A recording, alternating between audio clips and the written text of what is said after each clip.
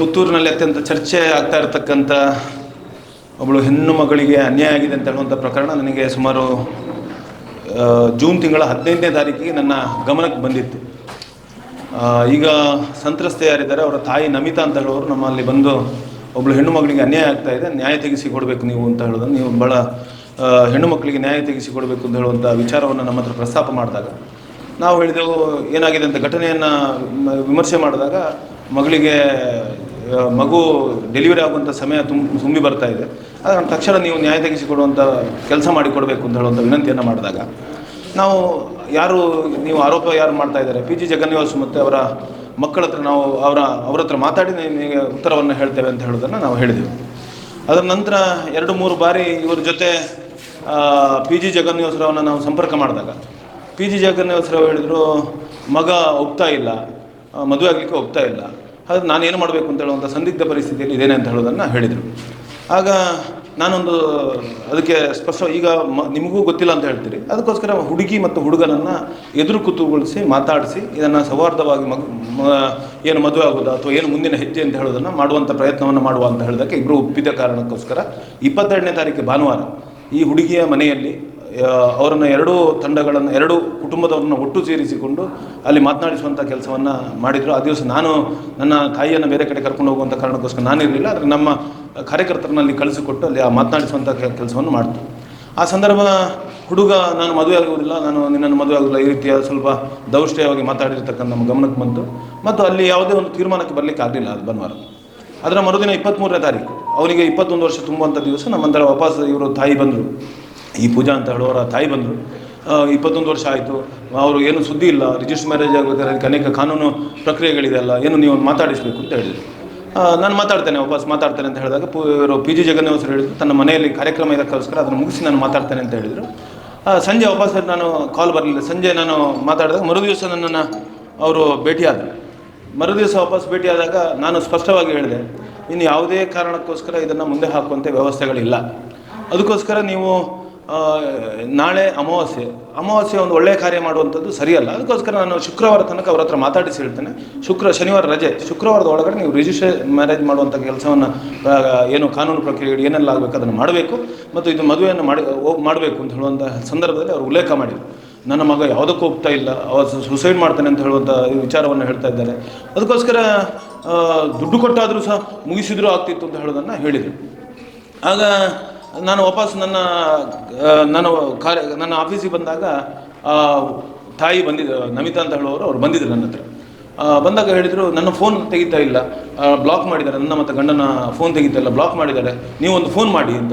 ನಾನು ಈಗ ಮಾತಾಡಿಸಿ ಬಂದದಮ್ಮ, ಅವರು ವಿವರವನ್ನು ಹೇಳಿದರು. ನಾನು ಇಷ್ಟು ಸ್ಪಷ್ಟ ಹೇಳಿದ್ದೇನೆ, ಶುಕ್ರವಾರದ ಒಳಗಡೆ ರಿಜಿಸ್ಟರ್ ಮ್ಯಾರೇಜ್ ಮಾಡುವಂಥ ಕೆಲಸಕ್ಕೆ ಆ ಕೆಲಸ ಏನೆಲ್ಲ ಆಗಬೇಕು ಅದನ್ನು ಮಾಡಬೇಕು, ಅದು ಏನು ಬೇಕೋ ಅವರ ಕಡೆಯಿಂದ ಏನು ಬೇಕೋ ಅದು ಇಲ್ಲಿ ಮಾಡುವುದಲ್ಲ, ಮಂಗಳೂರಲ್ಲಿ ಮಾಡುವಂಥವ್ರಿಗೆ ಒಪ್ಪಿದ್ರು. ಅದಕ್ಕೂ ಸಹ ಮಂಗಳೂರು ರಿಜಿಸ್ಟರ್ ಮ್ಯಾರೇಜ್ ಕಾನೂನು ಲೀಗಲಿಯಾಗಿ ಆಗಬೇಕಾದ. ಯಾಕಂದರೆ ಮಗು ನಾಳೆ ಅನಾಥ ಅಂದರೆ ನಾನು ಆ ಶಬ್ದವನ್ನು ತೆಗಿಬಾರ್ದು, ನಿಜವಾಗಿ ನನಗೆ ಇಲ್ಲಿ ಕನ್ಸರ್ನ್ ಇರ್ತಕ್ಕಂಥದ್ದು ಆ ಮಗು ಇವತ್ತಿಗೂ ಸನ್ ಆಫ್ ಇಲ್ಲದೆ ಇರತಕ್ಕಂಥ ಮಗು. ನಾನು ಹೇಳ್ತಾ ಇರ್ತಕ್ಕಂಥದ್ದು ಹುಡುಗ ಹುಡುಗಿ ಪ್ರಶ್ನೆ ಒಂದು ಭಾಗ, ಎರಡನೇದು ಆ ಮಗು ಇನ್ನು ಎಷ್ಟೋ ವರ್ಷ ಆಯುಷ್ಯ ಇರತಕ್ಕಂಥ ಸಂದರ್ಭ, ಅಲ್ಲಿ ಸನ್ ಆಫ್ ಅಂತ ಹೇಳುವಂಥದ್ದು ಇರಬೇಕಿತ್ತು ಅಂತ ಹೇಳುವಂಥ ನನ್ನ ವೈಯಕ್ತಿಕ ಕನ್ಸರ್ನ್ ಇರ್ತಕ್ಕಂಥದ್ದು. ಅದಕ್ಕೋಸ್ಕರ ಇದನ್ನು ಮಾಡುವಂಥ ಪ್ರಯತ್ನವನ್ನು ಮಾಡಿತ್ತು. ಅದರ ನಂತರ ಇಲ್ಲ ಅವ್ರು ಏನು ಹೇಳಿದ್ರು ಅಂತ ವಾಪಸ್ ಕೇಳಿದ್ರು ನನ್ನ ಹತ್ರ.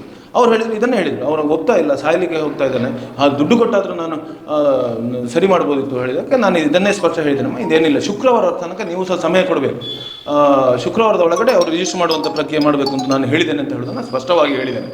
ಅದರ ನಂತರ ಯಾವಾಗ ಮಗುವಿಗೆ ಹುಡುಗಿ ಜನ್ಮ ಕೊಟ್ಟಲ, ಅದರ ಮರುದಿವಸ ನಾನು ಹೋಗಿ ಆಸ್ಪತ್ರೆಗೆ ಹೋಗಿ ಅವರನ್ನು ಭೇಟಿ ಮಾಡಿ ಅವರ ತಂದೆ ಹತ್ರ ತಾಯಿ ಹತ್ರ ಮಾತಾಡಿಸಿ ಅವರಿಗೆ ಆಸ್ಪತ್ರೆಯಲ್ಲಿ ಏನು ESI ಸೌಲಭ್ಯ ಮತ್ತು ಟಾಟಾ ಯಾವುದೊಂದು ಇನ್ಶೂರೆನ್ಸ್ ಹೆಲ್ತ್ ಇನ್ಶೂರೆನ್ಸ್ ಆಗದೇ ಇರತಕ್ಕಂಥ ವಿಚಾರವನ್ನು ಆಸ್ಪತ್ರೆಯ ಸಿಬ್ಬಂದಿಗಳ ಹತ್ರ ಮಾತಾಡಿಸಿ ಅದನ್ನು ಸರಿಪಡಿಸುವಂಥ ಪ್ರಯತ್ನವನ್ನು ಮಾಡಿದೆ. ಅದು ಸಹ ಅವರಿಗೆ ಈ ಕಾರಣಕ್ಕೋಸ್ಕರ ಕಾನೂನಿನ ಕೆಲವು ಟೆಕ್ನಿಕಲ್ ತೊಡಕಿಗೋಸ್ಕರ ಅದು ಆಗಲಿಲ್ಲ. ಈ ರೀತಿಯ ಕೆಲಸಗಳು ನಮ್ಮಿಂದ ಆಗಿದೆ. ಮತ್ತು ಯಾವುದೇ ಸಂದರ್ಭ ಇವತ್ತು ಕೆಲವು ಮಾಧ್ಯಮಗಳಲ್ಲಿ ಒಂದಷ್ಟು ತಿರುಚಿ ಅಥವಾ ಯಾವುದೋ ಒಂದು ಶಬ್ದಗಳು ತಿರುಚಿ ಬರುವಂಥ ಕೆಲಸಗಳಾಗೋದನ್ನು ನಾವು ಗಮನಿಸಿದ್ದೀವಿ. ನಾವು ಯಾಕೆ ಸುಮ್ಮನೆ ಕೂತಿದ್ದೇವೆ ಅಂತ ಹೇಳಿದರೆ, ನಾವು ಈ 100% ಪಾರದರ್ಶಕವಾಗಿ ಇದರಲ್ಲಿ ಮಾತಾಡುವಂಥ ಕೆಲಸವನ್ನು ನಾನೊಬ್ಬ ಸಂಘಟನೆ ಜವಾಬ್ದಾರಿ ಇದ್ದು ಇಷ್ಟು ವರ್ಷ ಕೆಲಸ ಮಾಡಿದ್ದಕ್ಕೆ ಮತ್ತೊಮ್ಮೆ ಕ್ಲಿಯರಾಗಿ ನಾನು ಮಾಡಿದ್ದೇನೆ. ಯಾಕೆ ಇದನ್ನು ಮಾತಾಡಲಿಕ್ಕೆ ನಾವು ಪಬ್ಲಿಕ್ಕಾಗಿ ಮಾತಾಡಲಿಕ್ಕೆ ಹೋಗ್ಲಿಕ್ಕೆ ಆಗಲಿಲ್ಲ ಅಂತ ಕೇಳಿದರೆ, ಇವತ್ತು 2 ಕುಟುಂಬದ ವ್ಯವಸ್ಥೆ ಇದೆ. ಒಂದು ಹುಡುಗ ಹುಡುಗಿಯ ಲೈಫ್ ಅಂದರೆ ಅವರ ಜೀವನದ ವ್ಯವಸ್ಥೆ, ಅದನ್ನು ನಾವು ರಸ್ತೆಯಲ್ಲಿ ಮಾತಾಡಬಾರ್ದು ಅಂತ ಹೇಳುವ ಕಾರಣಕ್ಕೋಸ್ಕರ ನಾವು ಸುಮ್ಮನೆ ಕೂತಿದ್ದೇವೆ ಹೊರತು ನಮ್ಮ ಹತ್ರ ಅಡಗಿ ಕೂತ್ಕೊಳ್ಳುವಂಥ ಯಾರು ಮೊನ್ನೆ ಪ್ರಶ್ನೆ ಎಲ್ಲಿ ಅಡಗಿದ್ದಾರೆ ಅಂತ ಹೇಳೋದು, ಅಡಗಿ ಕೂತ್ಕೊಳ್ಳಿಕ್ಕೆ ನಾವೇನು ಇವತ್ತಿನವರೆಗೂ ನಾವು ಅಡಗಿ ಕೂತ್ಕೊಳ್ಳಿಲ್ಲ, ನಾಳೆಗೂ ಅಡಗಿ ಕೂತ್ಕೊಳ್ಳೋರಲ್ಲ. ಆದರೆ ಯಾವುದು ಕೆಲಸ ಹೇಗೆ ಮಾಡಬೇಕು ಅಂತ ನಮಗೆ ಪ್ರಾಮಾಣಿಕವಾಗಿ ಗೊತ್ತಿದೆ. ಮತ್ತು ಸ್ಪಷ್ಟವಾಗಿ ನಾನು ಹೇಳ್ತಾ ಇದ್ದೇನೆ, ಇವತ್ತು ಯಾರೆಲ್ಲ ಈ ಪತ್ರಿಕೆಗಳಲ್ಲಿ ಸ್ಟೇಟ್ಮೆಂಟ್ಗಳನ್ನು ಕೊಡುವಂಥದ್ದು, ಪ್ರೆಸ್ ಮೀಟ್ ಮಾಡುವಂಥದ್ದು, ಪ್ರತಿಭಟನೆ ಮಾಡುವಂಥದ್ದು ಇದ್ದಾರಲ್ಲ, ಅವರು ಇವತ್ತು ಕಾಡ್ಗಿಚ್ಚಿನಲ್ಲಿ ಬೇಳೆ ಬೇಯಿಸಿಕೊಳ್ಳುವಂಥ, ಅನ್ನ ಬೇಯಿಸುವಂಥ ಕೆಲಸಕ್ಕೆ ಕೈ ಹಾಕ್ತಾರೆ ಅಷ್ಟೇ ಹೊರತು ನಮ್ಮಷ್ಟು ಪ್ರಾಮಾಣಿಕವಾಗಿ ಈ ಕೇಸಿನ ಪ್ರತಿ ಕೇಸಿನಲ್ಲಿ ಇರ್ಬೋದು, ಈ ಕೇಸಿನಲ್ಲಿ ಪರ್ಟಿಕ್ಯುಲರ್ ಈ ಕೇಸಿನಲ್ಲಿ ಕೆಲಸ ಮಾಡಿದವರು ಯಾರೂ ಇಲ್ಲ. ನಾವು ಪ್ರಾಮಾಣಿಕವಾಗಿ ಹೇಳ್ತಾ ಇದ್ದೀವಿ, ನಾವು ಎಲ್ಲರ ಎದುರು ಹೇಳ್ತೇನೆ, ಪಿ ಜಿ ಜಗನ್ನಾಥ ಸರ್ ಹತ್ರ ಹೇಳ್ತೇನೆ, ಇದಕ್ಕೆ ಈಗ ಪರಿಹಾರ ಇರ್ತಕ್ಕಂಥ ರಿಜಿಸ್ಟರ್ ಮ್ಯಾರೇಜ್ ಇಮಿಡಿಯೇಟ್ ಆಗಬೇಕು. ಯಾಕಂದರೆ ದಿನ ತುಂಬ್ತಾ ಗರ್ಭಿಣಿಗೆ ಡೆಲಿವರಿಗೆ ದಿನ ತುಂಬ್ತಾ ಬರ್ತಾ ಇದೆ. ಇನ್ನು ಕೊನೆ ಹಂತದಲ್ಲಿ ಬೇರೆ ಯಾವುದೇ ವ್ಯವಸ್ಥೆಗಳಿಲ್ಲ ಅಂತ ಸ್ಪಷ್ಟ ಅವರಿಗೂ ಹೇಳಿದ್ದೇನೆ, ಇವರಿಗೂ ಹೇಳಿದ್ದೇನೆ. ಮತ್ತು ನಮ್ಮ ಕಡೆಯಿಂದ ಯಾವುದೇ ಸಂದರ್ಭದಲ್ಲಿ ನಮಗೆ ಗೊತ್ತಿದೆ, ನಾವು ಏನು ಸಂಘಟನೆಯಲ್ಲಿ ಅನೇಕ ಘಟನೆಗಳನ್ನು ನಾವು ಎದುರಿಸಿ ಇದನ್ನು ಇದು ಮಾಡಿರ್ತಕ್ಕಂಥದ್ದು ಇದೆ. ಅನೇಕ ಹೆಣ್ಣು ಮಕ್ಕಳಿಗೆ ನ್ಯಾಯ ಕೊಟ್ಟಿರ್ತಕ್ಕಂಥದ್ದು ಇದೆ. ಇದು 7 ತಿಂಗಳು ಕಳೆದ ನಂತರ ಅಬಾರ್ಷನ್ ಮಾಡಿಸ್ಲಿಕ್ಕೆ ಆಗ್ತದೆ ಅಂತ ಹೇಳುವಂಥ ನನಗಿರಲಿ, ಶರಣ ಬೊಂಬಲಿರಲಿ ಚೆನ್ನಾಗಿ ಗೊತ್ತಿದೆ. ಅಬಾರ್ಷನ್ ಮಾಡಿಸ್ಲಿಕ್ಕೆ ಆಗೋದಿಲ್ಲ, ಯಾವುದನ್ನು ಯಾವ ರೀತಿ ಮಾಡ್ಬೋದು ಅಂತೇಳಿ ಚೆನ್ನಾಗಿ ನಮ್ಗೆ ಗೊತ್ತಿದೆ. ನಮಗೂ ಸಂಸಾರ ಇದೆ, ನಮಗೂ ಹೆಣ್ಣು ಮಕ್ಕಳಿದ್ದಾರೆ, ನಮ್ಮ ಮನೆ ಮಂದಿ ಇದ್ದಾರೆ, ನಮಗೂ ಸಮಾಜದಲ್ಲಿ ಏನೆಲ್ಲ ನಡೀತದೆ, ಯಾವುದೇ ಆಸ್ಪತ್ರೆ ಏನು ನಡೀತದೆ ನಮ್ಗೆ ಗೊತ್ತಿದೆ. ಸುಮ್ಮನೆ ಇದು ಇವತ್ತು ನಿನ್ನೆ ನಾನು ಯಾರೋ ಹೇಳಿಕೆಯನ್ನು ನೋಡಿದೆ, ಅಬಾರ್ಷನ್ ಮಾಡಿಸ್ಲಿಕ್ಕೆ ಹೇಳಿದರು, ಒಂದು ನಿಮಿಷ, ಅಬಾರ್ಷನ್ ಮಾಡಲಿಕ್ಕೆ ಹೇಳಿದರು ಅಂತ ಹೇಳೋದನ್ನು ಹೇಳಿದರು. ಅಬಾರ್ಷನ್ ಮಾಡಿಸ್ಲಿಕ್ಕೆ ಆಗೋದಿಲ್ಲ ಅಂತ ಹೇಳೋದು ನಮಗೆ ಗೊತ್ತಿದೆ, ನಾವೇನು ಹುಚ್ಚರಲ್ಲ. ಅದಕ್ಕೆ ಆ ಶಬ್ದದ ಅವಶ್ಯಕತೆ ಇಲ್ಲ. ದುಡ್ಡಿನ ವಿಷಯವನ್ನು ನಾನು ಸ್ಪಷ್ಟವಾಗಿ ಅವರು ಹೇಳಿದರು, ಇದು ಹೋಗ್ತಾ ಇಲ್ಲ, ದುಡ್ಡು ಕೊಟ್ಟಾದರೂ ಸಹ ಮುಗಿಸ್ಬೋದಿತ್ತು ಅಂತ ಹೇಳೋದನ್ನು ಹೇಳಿದರು. ಇವರು 4 ಸಲ ಕೇಳಿದ್ರು, ಏನು ಹೇಳಿದರು ಅವರು, ಏನು ಹೇಳಿದರು ಅಂತ ಕೇಳಿದಾಗ ಅವ್ರು ಹೀಗೆ ಹೇಳಿದಾರಮ್ಮ. ಆದರೂ ನಾನು ಹೇಳಿದ್ದು ಇದನ್ನೇ. ನಾನು ಮತ್ತೆ ಕೊನೆಗೆ ಯಾವಾಗ ಇದು FIR ಆಯಿತು, ಇದು ನಾವು ಹಿಂದಿನ ಪ್ರಕರಣದಲ್ಲಿ ನಮಗೇನು ಅದರ ಘಟನೆ ಗಮನಕ್ಕೆ ಬರಲಿಲ್ಲ, ಯಾವುದು 1.5 ತಿಂಗಳ ಹಿಂದೆ ಸ್ಟೇಷನ್ ನಡೆದ ಘಟನೆ ಬರಲಿಲ್ಲ. ಇದು ಮೊನ್ನೆ 7 ದಿವಸಗಳ ಘಟನೆಯನ್ನು ಹೇಳ್ತಾ ಇದ್ದೇನೆ. ಕೊನೆಯ ದಿವಸ ಕೇಸ್ ಮಾಡೋ ದಿವಸ ಸಂಜೆ 5 ಗಂಟೆ ತನಕ ಈ ತಾಯಿ ನಮ್ಮ ಆಫೀಸ್ ಮಾತಾಡಿದ್ದೇವೆ ನಾವು. ಅದರ ನಂತರ 8 ಗಂಟೆವರೆಗೆ ಇವರು ವಕೀಲರ ಹತ್ರ ನಾನು ಮಾತಾಡಿ ಹೇಳ್ತೇನೆ ಅಂತ ಹೇಳೋದನ್ನು ಹೇಳಿದ್ರು. ನಾವು ವಕೀಲರ ಹತ್ರ ಈ ಪ್ರೊಸೀಜರಿಗೆ ವಕೀಲರ ಹತ್ರ ಮಾತಾಡ್ತೇನೆ ಅಂತ ಹೇಳಿದ್ರು. ಆಗ ನಾವು 8 ಗಂಟೆವರೆಗೆ ಟೈಮ್ ತಗೊಂಡ್ರು. ಆಗ ಹೇಳಿದೆ 8 ಗಂಟೆಗೆ ಇವರು ಹೇಳಿದ್ರು ನನಗೆ ವಕೀಲರು ಸಿಗಲಿಲ್ಲ, ಪಿ ಜಿ ಜಗನ್ನಾಥ ಸರ್ ಹೇಳಿದ್ರು ನನಗೆ ವಕೀಲರು ಸಿಗಲಿಲ್ಲ, ಸೊ ನಾನು ಎಂತ ಹೇಳೋದು ಅಂತ ಗೊತ್ತಾಗ್ತಾ ಇಲ್ಲ ಅಂತ. ಹಾಗೆ ನಾನು ಹೇಳಿದೆ ಇನ್ನು ನನ್ನ ಹತ್ರ ಇಲ್ಲ, ನೀವು ಮಾಡೋದಿದ್ರೆ ಶುಕ್ರವಾರದ ಒಳಗಡೆ ರಿಜಿಸ್ಟರ್ ಮಾಡುವಂಥ ವ್ಯವಸ್ಥೆಯನ್ನು ಹೇಳಬೇಕು ಅಂತ ಹೇಳಿದಾಗ ತಾಯಿ ಹೇಳಿದ್ರು ಇಲ್ಲ ನಾನು ಕೇಸ್ ಮಾಡ್ತೇನೆ. ಆಯ್ತಮ್ಮ ನೀನು ಕೇಸ್ ಮಾಡು, ನಮ್ಮ ಅಪೇಕ್ಷೆ ಇರತಕ್ಕಂಥದ್ದು ಇವತ್ತು ಯಾರು ಈ ರೀತಿ ಸಂತ್ರಸ್ತೆ ಆಗಬಾರ್ದು, ಆ ದೃಷ್ಟಿಯಿಂದ ಒಂದು ಹುಡುಗ ಹುಡುಗಿ ನ್ಯಾಯ ಸಿಗಬೇಕು ಮತ್ತು ಆ ಮಗು ಅನಾಥ ಆಗಬಾರ್ದು ಅಂತ ಅನಾಥ ಅಂತ ಹೇಳಿದ್ರೆ ಮತ್ತೆ ಇವತ್ತು ಅವರು ಇರ್ಬೋದು, ಬಟ್ ಆ ಸನ್ ಆಫ್ ಇಲ್ಲದೆ ಇರತಕ್ಕಂಥ ಮಗು ಆಗಬಾರ್ದು ಸಮಾಜದಲ್ಲಿ ಹೇಳುವ ದೃಷ್ಟಿಯಿಂದ ಕನ್ಸರ್ನಿಂದ ಒಳ್ಳೆಯದರಲ್ಲಿ ಮುಗಿಬೇಕು ಅಂತ ಹೇಳುವಂಥ ನಮ್ಮ ಮಾನಸಿಕತೆ ಇದ್ದದ್ದು ಸತ್ಯ. ಒಳ್ಳೆಯದಂದರೆ ಆ ಹುಡುಗ ಹುಡುಗಿ ಯಾರು ಇದ್ದಾರೆ ಅವರು ಮದುವೆ ಆಗಬೇಕು ಅಥವಾ ಒಳ್ಳೆಯದಲ್ಲಿ ನೋಡಿಕೊಳ್ಬೇಕು ಅಂತ ಹೇಳುವಂಥ ಮಾನಸಿಕತೆ ಸತ್ಯ. ಆ ದೃಷ್ಟಿಯಿಂದ ಪ್ರಾಮಾಣಿಕವಾಗಿ ಇದನ್ನು ಏನೆಲ್ಲ ನಮ್ಮ ಶಕ್ತಿ ಬುದ್ಧಿವಂತಿಕೆ ಇದೆ ಅದನ್ನು ಮಾಡಿದ್ದೇವೆ. ಜೊತೆಗೆ ಇದರ ಸಂಘಟನೆಯನ್ನು ಕೇಳ್ಕೊಂಡು ಬರುವಂಥ ಕೆಲಸಗಳನ್ನು ನಿನ್ನೆ ಒಂದಷ್ಟು ಸಂಘಟನೆಗಳು ಮಾಡಿದ್ದಿರತಕ್ಕಂಥದ್ದು ನಾನು ಅವರಿಗೆ ಉಲ್ಲೇಖ ಮಾಡ್ತೇನೆ. ಸಂಘಟನೆ ಇವತ್ತು ಬೀದಿ ಬದಿಯಲ್ಲಿ ಇಂಥದ್ದನ್ನು ಮಾತನಾಡಿ ಮುಗಿಸೋದಲ್ಲ ಅಂತ ಹೇಳುವಂಥ ಸ್ಪಷ್ಟತೆ ಅರಿವು ಇದ್ದು ಸಂಘಟನೆ ಇದನ್ನು ಮಾಡಲಿಲ್ಲ. ನಮ್ಮ ಬಜರಂಗದಳದ ಸಂಘಟನೆಯ ಪ್ರಮುಖರು ಇದರ ಏನೆಲ್ಲ ಮಾಡಬೇಕು ಪೂರ್ತಿಯಾಗಿ ಪ್ರಯತ್ನವನ್ನು ಮಾಡಿದೆ, ಸೌಹಾರ್ದಯುತವಾಗಿ ಮುಗಿಸುವಂಥ ಪ್ರಯತ್ನವನ್ನು ಮಾಡಿದ್ದಾರೆ. ಅದಾಗದಿರ್ತಕ್ಕಂಥ ಸಂದರ್ಭ ಕೇಸು ಕೊಡಿ, ಕಾನೂನಿದೆ, ಕೇಸು ಕೊಡಿ. ಯಾರು ಇವರು ಅಲ್ಲ DNA ಟೆಸ್ಟ್ ಆಗಬೇಕು ಆಗಬೇಡ ಈ ಚರ್ಚೆಗಳಾಗ್ತಾ ಇತ್ತು. ಆದರೆ ಕೇಸು ಕೊಡಿ, ನ್ಯಾಯಾಲಯ ಇದೆ, ಕೋರ್ಟ್ ಇದೆ, ಪೊಲೀಸರಿದೆ ಅಂತ ಹೇಳೋದನ್ನು ನಾನು ಸ್ಪಷ್ಟವಾಗಿ ಅವರ ತಾಯಿಗೂ ಹೇಳಿದ್ದೇನೆ. ನೀವು ಕೇಸು ಕೊಡಿ ಅಮ್ಮ, ನಿಮ್ಮ ಜೊತೆ ನಾವಿದ್ದೇವೆ ಅಂತ ಹೇಳೋದನ್ನು ಹೇಳಿದ್ದೇನೆ. ಮರುದಿನ ಆಸ್ಪತ್ರೆಗೆ ಹೋಗಿ ಹೇಳಿದ್ದು ನಿಮ್ಮ ಜೊತೆ ಇದ್ದೇವೆ ಅಂತ ಹೇಳೋದನ್ನು ನಾನು ಉಲ್ಲೇಖ ಮಾಡಿದ್ದೇನೆ. ಇನ್ನು ಮಾಧ್ಯಮಗಳಲ್ಲಿ ಸ್ಟೇಟ್ಮೆಂಟ್ಗಳನ್ನು ಗಮನಿಸಿದಾಗ ಅವರು ಒಂದು ಸಿಸುವುದಾದರೆ ಇವತ್ತು ಒಬ್ಬಳು ಹುಡುಗಿ 9 ತಿಂಗಳ ಗರ್ಭಿಣಿಯಾಗಿ ಬಂದಿರತಕ್ಕಂಥ ಸಂದರ್ಭ ನಮ್ಮ ಗಮನಕ್ಕೆ ಬಂದಿರತಕ್ಕಂಥದ್ದು.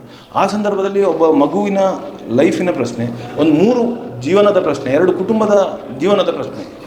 ಒಂದು ಮಗು, ತಾಯಿಯ ಹೊಟ್ಟೆಯಲ್ಲಿರ್ತಕ್ಕಂಥ ಮಗು, ಒಬ್ಬ ಹುಡುಗ, ನಾಳೆ ಯಾರು ಸಾಯ್ತಾರೆ ಯಾರು ಬದುಕ್ತಾರೆ ಅಂತ ಹೇಳುವಂಥ ಪ್ರಶ್ನೆ ಶುರುವಾದಾಗ ನಮಗೂ ಬಾರಿ ಅಷ್ಟು ಸುಲಭವಾಗಿ ಇದನ್ನು ಹ್ಯಾಂಡಲ್ ಮಾಡುವಂಥದ್ದು ಈಸಿಯಾಗಿದ್ದ ಅಲ್ಲ. ಈ ರೀತಿಯ ವಿಚಾರಗಳು ಬಂದಾಗ ನಿನ್ನೆ SDP ಅವರು ನಿನ್ನೆ ಪ್ರತಿಭಟನೆ ಮಾಡಿರ್ತಕ್ಕಂಥ ಗಮನಿಸಿದ್ದೇನೆ. ನಾನು ಅವರಿಗೆ ನೇರವಾಗಿ ನಾವು ಪ್ರಶ್ನೆಯನ್ನು ಹಾಕ್ತಾ ಇದ್ದೇವೆ. ಮೊನ್ನೆ ಬೆಂಗಳೂರಿನಲ್ಲಿ ನಡೆದಿರ್ತಕ್ಕಂಥ ಒಂದು ಕಸದ ಲಾರಿಯಲ್ಲಿ ಒಬ್ಬಳು ಹೆಣ್ಮಗಳನ್ನ ಶವವನ್ನು ಕಳಿಸಿರ್ತಕ್ಕಂಥ ಪ್ರತಿಮೆ ಯಾಕೆ ನಿಮ್ಮ ಕಣ್ಣಿಗೆ ಬೀಳುವುದಿಲ್ಲ? ಅದು ಬಿಡಿ, ನೀವು ದೂರ ಬೇಡ. ಇಲ್ಲಿ ಸುಳ್ಯದಲ್ಲಿ 1 ವರ್ಷದ ಹಿಂದೆ ಒಬ್ಬಳು ಹಿಂದೂ ಹೆಣ್ಣುಮಗಳು ಒಬ್ಬ ಚಪ್ಪಲ್ ಅಂಗಡಿಯವನ ಮಗನನ್ನು ಮದುವೆ ಆಗುವಂಥ ಪ್ರಯತ್ನ ಮಾಡಿದಾಗ ಅವನನ್ನು ಅಡಗಿಸಿಟ್ಟಿರ್ತಕ್ಕ ನಿಮ್ಮ ಗಮನಕ್ಕೆ ಬರಲಿಲ್ವಾ? ನಾನು ಹೇಳ್ತಾ ಇರ್ತಕ್ಕಂಥದ್ದು ನಮ್ಮ ಧರ್ಮದವರ ಬಗ್ಗೆ ನೀವು ಮಾತಾಡುವಂಥದ್ದು ಬಹಳ ಸಂತೋಷ, ನಮಗೆ ಖುಷಿ ಆಯ್ತು, ಅದರಲ್ಲಿ ಬೇಜಾರಿಲ್ಲ. ಆದರೆ ಅದರಿಂದ ಮೊದಲು ನಿಮ್ಮ ಹೆಣ್ಣು ಮಕ್ಕಳು ಇಷ್ಟು ಸಮಸ್ಯೆಯಲ್ಲಿದ್ದಾರೆ, ಎಷ್ಟು ಜನ ಇದರ ಸಮಸ್ಯೆ ಅದನ್ನು ನೋಡಿ ಅದರ ನಂತರ ನಮ್ಮ ವಿಷಯಕ್ಕೆ ಮಾತಾಡ್ಲಿಕ್ಕೆ ಬನ್ನಿ. ನಮ್ಗೆ ಗೊತ್ತಿದೆ ಇದನ್ನು ಏನು ಮಾಡಬೇಕು, ಯಾರಿಗೆ ನ್ಯಾಯ ತೆಗೆಸಿಕೊಳ್ಬೇಕು ಸ್ಪಷ್ಟವಾಗಿ ಗೊತ್ತಿದೆ. ನಾನು ಹೇಳ್ತಾ ಇದ್ದೆ, ಇವತ್ತಿಗೂ ನಾನು ಇವತ್ತು ಯಾವುದೇ ಸಂಘಟನೆ ಜವಾಬ್ದಾರಿ ಇಲ್ಲ ಇದ್ದರೂ ಸಹ ನನಗೆ ಸ್ಪಷ್ಟವಾಗಿ ಗೊತ್ತಿದೆ, ಅನ್ಯಾಯದಲ್ಲಿ ಅದರ ವಿರುದ್ಧ ಹೋರಾಟ ಮಾಡಲಿಕ್ಕೆ ನಾವು ಯಾವತ್ತೂ ಮುಂದೆ ಇದ್ದೇವೆ. ನ್ಯಾಯ ಯಾರಿಗೆ ಸಿಗಬೇಕೋ ಅವ್ರ ಜೊತೆ ನಾವು 100ಕ್ಕೆ 100 ಇರ್ತೇವೆ. ಇವತ್ತು ಹೇಳ್ತಾ ಇದ್ದೇನೆ, ನಾಳೆಯೂ ಇದನ್ನೇ ಹೇಳ್ತಾ ಇದ್ದೇವೆ. ಯಾರಿಗೆ ಅನ್ಯಾಯ ಆಗಿದೆ, ಯಾರಿಗೆ ನ್ಯಾಯ ಸಿಗಬೇಕು ಅವ್ರ ಜೊತೆ ನಾವು ಇರ್ತೇವೆ ಅಂತ ಹೇಳೋದನ್ನು ಸ್ಪಷ್ಟಪಡಿಸ್ತಾ ಇದ್ದೇವೆ.